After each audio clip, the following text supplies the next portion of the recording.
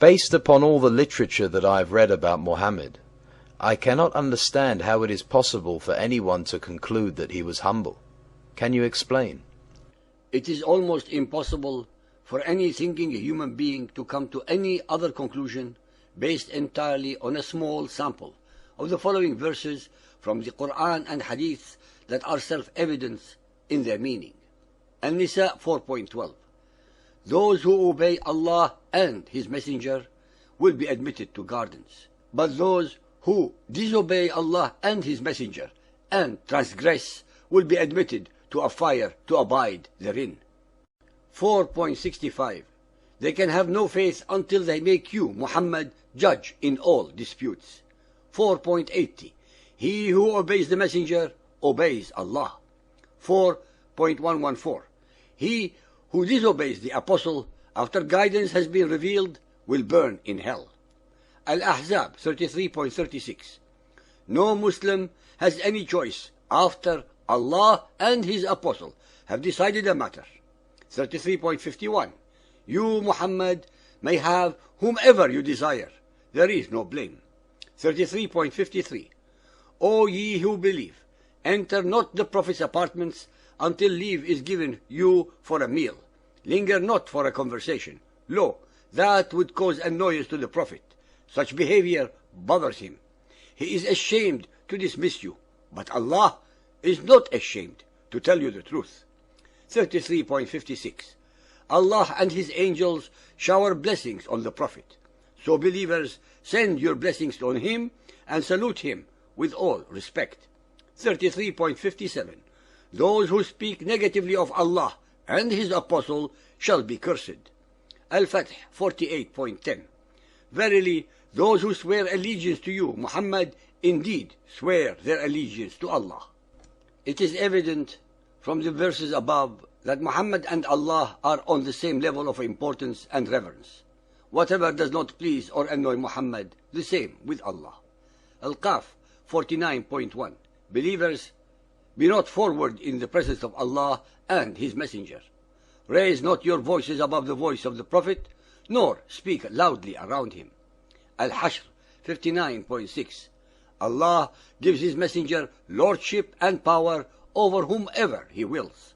Al-Tahrim 66.1.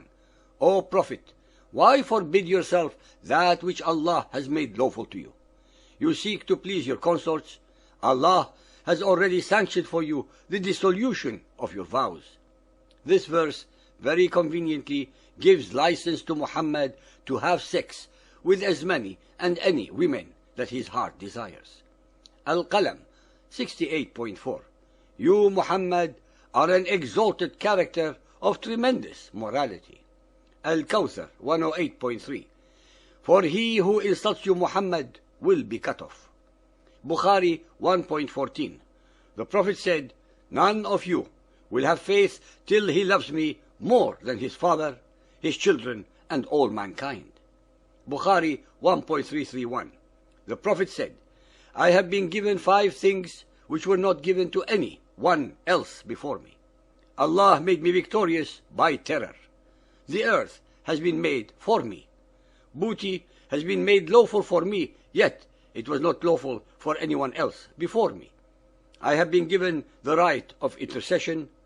Every prophet used to be sent to his nation only, but I have been sent to all mankind. Sahih al-Bukhari 9.77, narrated by Abu Huraira. While we were in the mosque, Allah's apostle came out to us and said, let us proceed to the Jews. So we went along with him till we reached Beit al-Midras, a place where the Torah used to be recited and all the Jews of the town used to gather. The Prophet stood up and addressed them. O assembly of Jews, embrace Islam and you will be safe. The Jews replied, you have conveyed Allah's message, O Abu al-Qasim.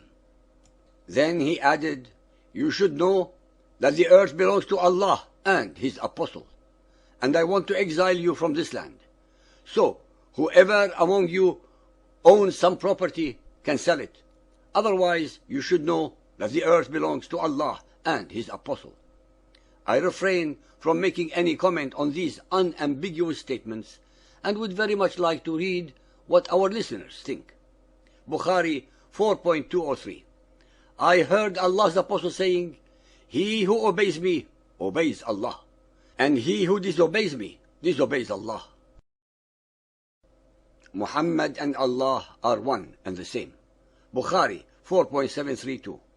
Allah's Apostle said, I have been given 5 names.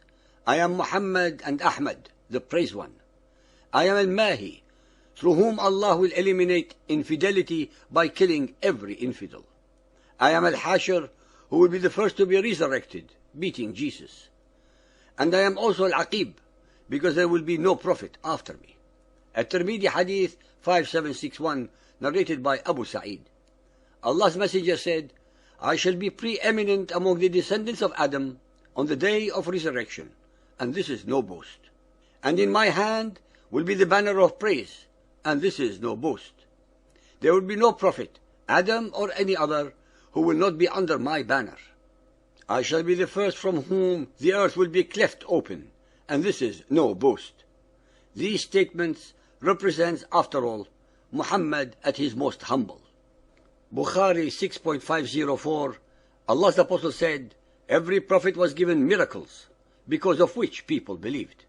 But what I have been given is divine inspiration, which Allah has revealed to me.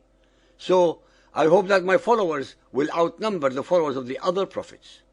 Muhammad was correct. His followers became numerous through terror and conquests. But as we all know, quantity does not represent quality. Bukhari 8.610.